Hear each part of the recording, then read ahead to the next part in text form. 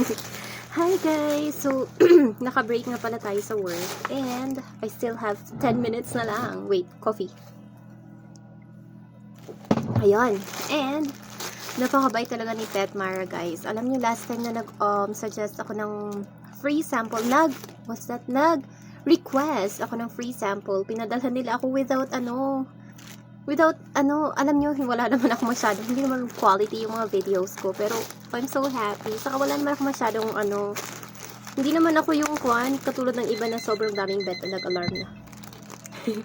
Pero I'm so happy, talagang nagbibigay sila ng free sample. So, yun, dahil sa free sample, nakabenta na ako dun guys. So, nag-request ulit ako, nagbabaka sakali ako, nahihiya ako.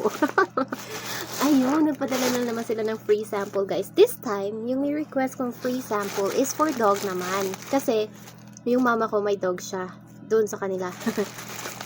Ipapatry ko sa kanila itong dog food ng Pet Mara. Yee! Exciting guys! Ang bait ng Pet Mara. I love you, Pet Mara. Wait, mag-login muna ako guys. Baka... Ayun. So, ito yung pinadala nila guys. Na free sample. Ayan. Wow! Amazing! Nakakaiyak.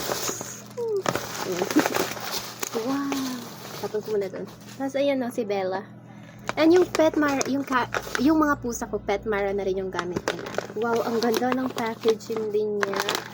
Ang flavor nito, chicken and liver. Wow, amazing. And tomorrow, punta ako doon kina mama at papatikim ko to kay Kali. Si Kali yung aso nila. Amazing talaga yung Pet Mara guys. Love na love ko na sila. Bye. Try nyo na rin yung Pet Mara.